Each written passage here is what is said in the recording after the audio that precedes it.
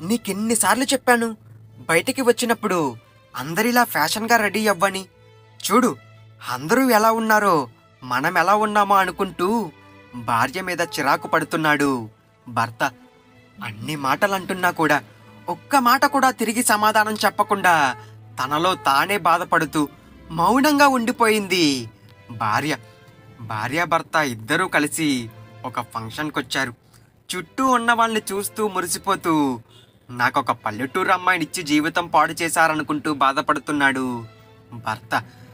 భార్య భర్తను అలాగే చూస్తూ ఉంది. మనిషి పక్కనే ఉన్న అతని చూపులు మాత్రం చుట్టూ ఉన్న వాళ్ళనే చూస్తూ ఉన్నాయి. బాధ మనసులో ఉన్న భర్త అంటే గౌరవం, ప్రేమ, చిన్నప్పుడు చెప్పిన తల్లి మాట గుర్తొచ్చి ఆడదానికి అందమంటే భర్తని ప్రేమించడం అనే మాటే తనని తాను బాధపడేలా చేస్తూ ఉంది. ఫంక్షన్ అయిపోయింది. ఎప్పట్లాగే రోజులు గడుస్తూ ఉన్నాయి. ఏ చిన్న పని చేసినా అందులో ఫ్యాషన్ వెతికే భర్త. సిటీ సంబంధం గొప్పదనుకుంటూ తండ్రి చేసిన పెళ్లి. భర్త సేవ మాత్రమే జీవితం అనుకునే ప్రపంచంలో పెరిగిన భార్య. ఎప్పట్లాగే నిద్రలేచి బయట పేపర్ చదువుతూ కూర్చున్నాడు భర్త. చేతిలో కాఫీ పట్టుకొని ఏవండి అనుకుంటూ భర్త దగ్గరకొచ్చింది భార్య. ఎదిరింటి సుబ్బారావు గారి భార్య అప్పుడే ఇంటి బయట ముగ్గు పెడుతూ కనిపించింది భర్తకి. కాఫీ తెచ్చిన భార్యని చూశాడు. భర్త ఆఫీస్కి సమయం అవుతుంది కదా అనుకుంటూ తొందరగా పనిచేసే భార్య భర్తకి చిరాకుగా కనిపించింది. చూడు ఎదిరింటావిడ్ని ఎంత చక్కగా రెడీ అయ్యిందో, నువ్వు చూడు ఎలా ఉన్నావో అనుకుంటూ చిరాకు పడి ఆఫీస్కి సమయం అవుతుందనుకుంటూ బాత్రూంలోకి వెళ్ళిపోయాడు. అలవాటైన జీవితంతో భర్తకి బాక్సు రెడీ చెయ్యాలనుకుంటూ వంటగదిలోకి వెళ్ళిపోయింది భార్య. చిరాకుతో ఉన్న భర్త తనకి చెప్పకుండానే ఆఫీస్కి వెళ్ళిపోవడం జరిగిపోయింది. ఈ విషయం తెలుసుకున్న భార్య చాలా బాధపడింది. కొత్తగా పెళ్ళయింది, ఇష్టం లేకుండా తనని చేసుకున్నాడు అని భార్యకి అర్థమైనా ఎప్పటికైనా మారతాళ్లే అనే ఆలోచన ఉండేది. కానీ ఇప్పుడు ఇలా వెళ్ళిపోవడం ఇద్దరికీ దూరం పెరుగుతుందేమో అని భయం కలిగించింది. ఆ భయంతో తల్లికి ఫోన్ చేసింది భార్య. జరిగిన విషయం చెప్తూ, నేనిక్కడ సంతోషంగా లేనమ్మా. అతను కోరుకున్న విధంగా నేను ఫ్యాషన్ చూపించలేకపోతున్నాను. ఎదుటి వాళ్ళు చూసే చూపులు నన్ను కొంచెం ఇబ్బంది పెడుతున్నాయి. అతనికి చెప్పి బాధ పెట్టలేను, అలా అని నేను మారలేను అనుకుంటూ తల్లికి తనకు చెప్పుకొని బాధపడుతుంది భార్య. సర్దుకోవాలమ్మా. భార్య అంటే భర్త అవసరాలు, ఇష్టాలు అతనికి మనం అందించాలనుకుంటూ తల్లి భార్య మనసుని ఓదార్చింది. సాయంత్రం ఇంటికొచ్చాడు భర్త.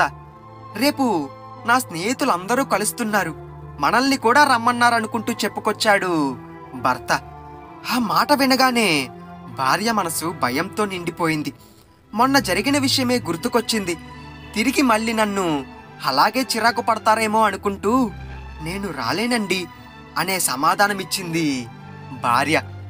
అలా కుదరదు, ఇది నాకు చాలా ఇంపార్టెంట్ మీటింగ్, మనం వెళ్ళాలనుకుంటూ చెప్పుకొచ్చాడు భర్త. ఏ విషయంలోనైనా ఎదుటి వాళ్ళని చూసి నేర్చుకో అనే భర్త మాట గుర్తుకొచ్చింది. భర్త అవసరాలు, ఇష్టాలు తీర్చాలి అని తల్లి చెప్పిన మాటే భార్యకి గుర్తొచ్చింది. చాలాసార్లు భార్య గమనించింది, ఎదిరింటి ఆవిడ్ని చూసి నేర్చుకో అని అనటం. ఎదిరింటి సుబ్బారావు గారి భార్య దగ్గరికి వెళ్ళి విషయం చెప్పి, నన్ను కొంచెం ఫ్యాషన్గా రెడీ చెయ్యండి, నా భర్తకిది ఇంపార్టెంట్ మీటింగ్ అనుకుంటూ చెప్పింది. సరే అని చెప్పి రేపు ఉదయం ఇంటికి రండి అనుకుంటూ మాటిచ్చింది సుబ్బారావు గారి భార్య. భర్త అనుకున్న విధంగా అందంగా ఫ్యాషన్గా రెడీ అయ్యింది భార్య. భర్త భార్యని అలా చూసి మురిసిపోయాడు. ఈరోజు అందరూ మన గురించే మాట్లాడుకోవాలనుకుంటూ పొంగిపోయాడు. మీటింగ్కి భార్యని తీసుకొని వెళ్ళాడు భర్త. అక్కడ అందరూ భర్త అనుకున్న విధంగా తన భార్య అందం గురించే మాట్లాడుకుంటున్నారు. భర్త పొంగిపోతున్నాడు.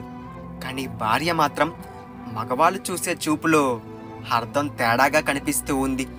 అది భర్తకి తెలియడం లేదు. పొగడ్తలు చూస్తున్నాడు కానీ అర్థం గ్రహించలేకపోతున్నాడు. ఫంక్షన్ మధ్యలో ఎవరో ఇద్దరు మాట్లాడుకోవడం గమనించాడు భర్త. అది తన భార్య గురించే. ఎప్పుడు ఎదుటి వాళ్ళని తను ఎలా చూసేవాడో వాళ్ళు కూడా తన భార్యని అలా చూడటం, మాట్లాడుకోవడం మొదలుపెట్టారు. భర్తకి కోపం తన్నుకొస్తున్నా ఏం మాట్లాడలేకపోతున్నాడు. అసలు ఎందుకంటే ఒకప్పుడు తను కూడా చూసిన చూపు అర్థం అలాంటిది కాబట్టి. భార్య చేతిని పట్టుకొని అక్కడి నుంచి ఇంటికొచ్చేశాడు భర్త. పెళ్ళైన ఇన్ని రోజుల్లో భర్త అలా చెయ్యి పట్టుకొని తీసుకువెళ్ళడం ఇదే మొదటిసారి. భార్య మనసు సంతోషంతో నిండిపోయింది. ఇలాగే రోజు రెడీ అవుతూ నా భర్త మనసుని మార్చుకుంటా, నా మీద ప్రేమ పెంచుకుంటా అనుకుంటూ మనసులో అనుకుంది భార్య. ఇంటికొచ్చిన భర్త కోపంతో రగిలిపోతున్నాడు. ఎదుటివాళ్ళు చూసిన చూపుకి ఆ కోపం, అసలు నిన్ను ఎవరిలా రెడీ అవ్వమన్నారు? ఎప్పట్లాగానే ఉండాలి కదా, వాళ్ళంతా అలా చూస్తున్నారు నిన్ను అనుకుంటూ ఏవేవో మాట్లాడేస్తున్నాడు భర్త. భర్త మాటలకి భార్య షాక్ అయింది. ఎప్పుడు అందం మందం అనుకుంటూ తిట్టే భర్త ఇప్పుడు ఎందుకు రెడీ అయ్యావు అనుకుంటూ తిడుతున్నాడు. అసలు కారణం తెలుసుకుంది భార్య. ఒక చిన్న నవ్వు నవ్విన భార్య, మీరు మొన్న ఫంక్షన్లో చూసిన చూపు, ఈరోజు వాళ్ళు చూసిన చూపు ఒకటే అండి. మనం ఒకరిని చూసినప్పుడు వాళ్ళు అందంగా కనిపిస్తారు. ఇప్పుడు వాళ్ళు నన్ను చూస్తే మీకు కోపం వస్తుందా అండి? ఎప్పుడు మీ భార్యని ఎదుటివారిని చూసి నేర్చుకో అంటూ ఉంటారు కదండి. మీరు ఎదుటివారిని చూసే చూపులో మీకు అర్థం కనిపించిందా అనుకుంటూ భార్య భర్తని ప్రశ్నించింది. భర్త నుంచి భార్యకి సమాధానం దొరకలేదు.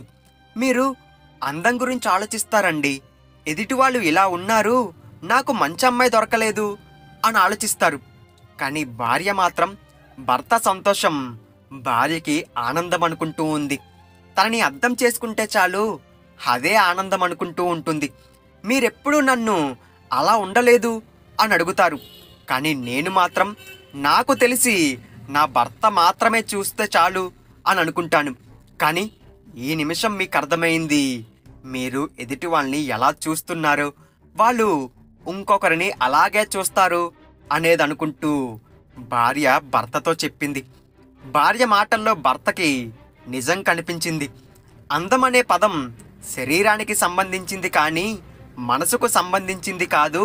నేను ఎదుటి వాళ్ళని ఎలా చూస్తున్నానో తెలిసి కూడా నన్నింకా నేనే కావాలి అనే కోరుకున్న నా భార్య మనసు అసలైన అందం అనుకుంటూ తప్పు తెలుసుకొని మురిసిపోయాడు భర్త.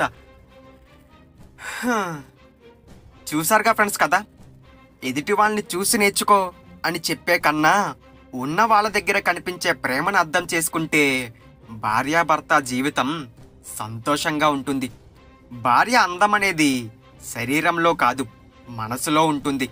అలాగే కొంతమంది ఆడవాళ్ళు భర్తకి అందంగా కనిపించకపోయినా ఎదుటి వాళ్ళకి కనిపించి ఎదుటి వాళ్ళ దగ్గర మాటలు పడుతూ ఉంటారు. భార్యాభర్త ఒకరినొకరు ప్రేమించుకుంటే వాళ్ళ జీవితంలో గొడవలు, భేదాభిప్రాయాలు అనేవి రాకుండా ఉంటాయి. నేనేదైనా తప్పుగా మాట్లాడినా, ఎవరినైనా కించపరిచినా నన్ను క్షమించండి. వీడియో కనుక మీకు నచ్చితే లైక్ చేసి మీ అభిప్రాయాలు అనేవి తప్పకుండా నాకు కామెంట్ రూపంలో తెలియజేయండి.